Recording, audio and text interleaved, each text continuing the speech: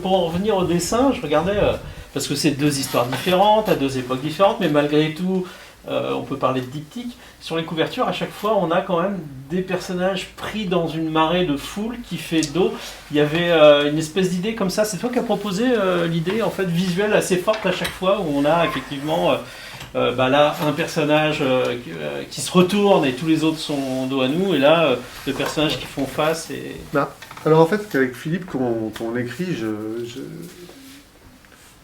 généralement, ce qui s'est passé deux fois, c'est que j'impose un peu ça, c'est un peu relou, mais c'est ce qu'on appelle une prémisse. C'est-à-dire, en gros, le prémisse, c'est notre histoire racontée en une seule phrase. C'est-à-dire vraiment, alors là, c'est vraiment, c'est la fin de l'éponge qu'on a essorée. Qu'est-ce qui reste si on a deux lignes à dire, qu'est-ce qu'on dit, etc. Et en fait, quand on a ça, qu'on a ce propos qui est très clair, en fait, c'est pas très dur de sortir de la prémisse et de sortir un visuel. C'est quand l'histoire est un peu alambiquée, en fait, ça devient compliqué de faire une couverture. Tout à fait, ouais. Alors, je ne vais pas dire que c'était facile de sortir une couverture comme ça, mais par contre, j'ai tourné autour de ce thème d'un personnage dans un flow, en tout cas, qui est incorporé de force. Si on voit l'image, c'est exactement un jeune Alsacien incorporé de force. Hein, il est dans le corps, il est dans le corps du flow et il se retourne vers nous, et on ne sait pas si on est la famille, les proches, il y a cette juge, et il y a cette ambiguïté d'expression quasiment inexpressive sur lequel nous on peut projeter quelque chose. D'un coup, sur ce visage quasiment vierge d'expression, nous permet à nous de nous projeter. Donc ça c'était Marcel Grob, et puis effectivement, vu qu'on avait conçu ça comme un diptyque, pour les frères Werner, je cherche encore une autre idée, mais finalement, oui, ils essayent de s'échapper, ils sont contre leur propre patrie, en fait. Hein, ils se retournent contre leur propre patrie. Là, pour le coup, ils nous font face et ils progressent. Mais il fallait aussi amener autre chose, et moi, j'ai voulu... du stade, un peu dans les j'ai voulu amener, pour une fois, une profondeur de champ, et surtout, effectivement, cette évocation du stade de foot avec ce rond central qui les unit, visage, et en même temps tu as la barre de milieu de terrain qui les sépare. C'est ça. Et c'est aussi une cible peut-être. Non, mais je trouve qu'au niveau lecture c'est hyper parlant en fait. Et puis il y a toujours effectivement ces personnages qui sont pris dans le courant, effectivement, qui sont entraînés malgré eux du coup aussi vers leur destin quelque part. Ouais, c'est la patrie offerte par le colonel Grenao, qui effectivement, ils sont au milieu de leur peuple, mais en même temps ils sont un peu coincés là-dedans, quoi. Et du coup, foot, ça permet de un peu rebondir un peu. Tu animes une émission du coup avec un thème assez sportif, on va dire. Et dans les deux albums, on a un match de foot à chaque fois. Du coup, c'est ta passion le sport du coup. En fait, ma passion c'est l'histoire du sport. L'histoire du sport. Ouais, pas ma passion. C'est une chose que j'aime bien en tout cas. Ouais.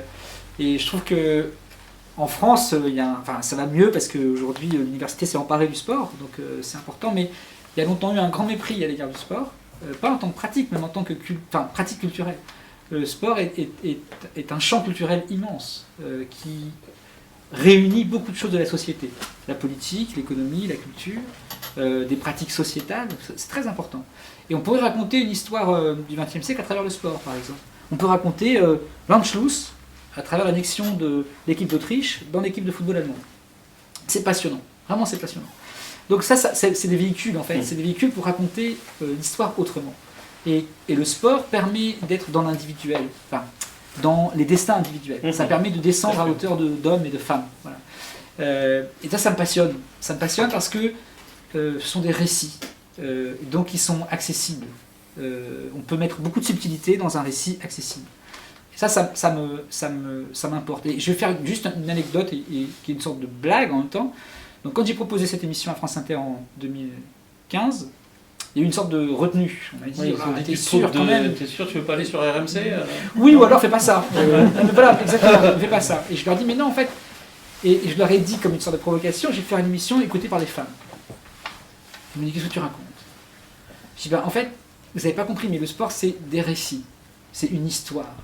Et je dis, qui lit des romans en France aujourd'hui? C'est très majoritairement des femmes. Donc je dis, faites-moi confiance, on va faire une émission qui est écoutée par des femmes. Donc c'était un peu une sorte de blague. Il faut savoir qu'aujourd'hui, on est en 2020, je suis l'émission sur Inter, qui qui est la plus écoutée par des femmes. 58% de l'auditeur est composé par des femmes. C'est toujours très troublant, mais ça dit quelque chose. Ça dit que ce que je raconte tous les dimanches soirs, c'est une histoire. Le sport me sert de prétexte. C'est un véhicule, mais je raconte des destins, des histoires, des romans, enfin des romans du réel, mais... Et le sport, pour ça, c'est fabuleux. Et en plus, le sport a cette vertu d'être populaire. Donc je reviens là-dessus, mais vous racontez des histoires qui touchent beaucoup de gens dans les souvenirs. Les classes sociales se mélangent. Exactement, exactement. Où en France, aujourd'hui, on se mélange autant que dans un stade? Je suis pas sûr. Pardon? Il n'y en a pas beaucoup. Voilà, exactement. Il y en a très peu. Il y en a très peu. Ou en tout cas, on en est à une communion d'émotions. Hein? Une entreprise, il y a tout le monde. Il y a une hiérarchie. Bon. Et puis chacun a ses angoisses dans l'entreprise. Dans un stade de football ou de rugby ou de basket, il y a une communion du moment. Voilà. Et je trouve que dans les classes sociales mélangées, c'est assez rare en France aujourd'hui, enfin en Europe maintenant. Voilà. Et je trouve que c'est intéressant. Ça, moi, ça m'importe en tout cas. Voilà, ça m'importe. Et donc on est d'accord, c'est un diptyque, vous ne partez pas sur une nouvelle histoire un peu... vous avez envie de raconter encore autre chose maintenant, de changer de sujet complètement, ou vous avez des problèmes? Oui, non, juin 2004. Juillet 2004. Parce que oui, 30 ans, c'est voilà, ça. donc, juin 2004 en Allemagne. Oui, c'est ça. Et ça oui. sort de Juin 2004. Qu'est-ce qui s'est passé en 2004? Je sais.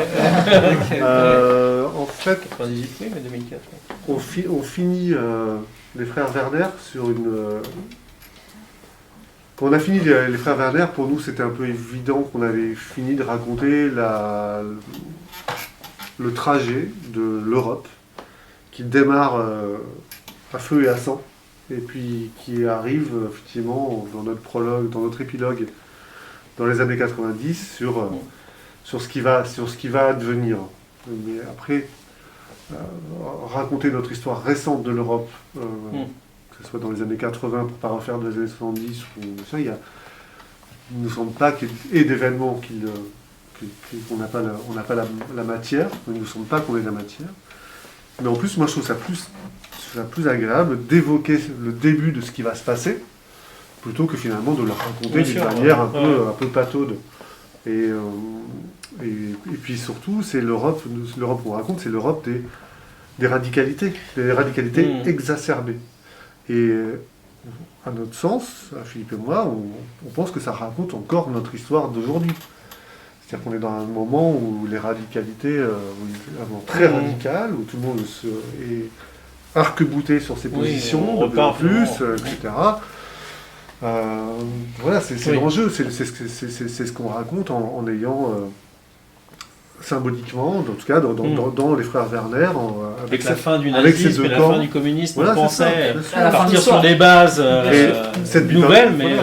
cette bipolarité est terminée, maintenant il y a d'autres radicalismes qui arrivent. En Hongrie, en Pologne, Et donc du coup, pour répondre à ta question, parce que tu as vu, on est quand même très fort, on n'a pas répondu à ta question, mais c'est quand même, on va faire une autre histoire ensemble, mais qui sera en rupture avec ces deux albums. Rupture. Ça restera un objet historique, mais ce sera autre chose. Voilà. D'accord. Côté storyboard, on voit très bien ça en film, mais pourquoi pas peut-être un jour imaginer ça en film d'animation pour vous? Moi je peux tout imaginer, mais par contre...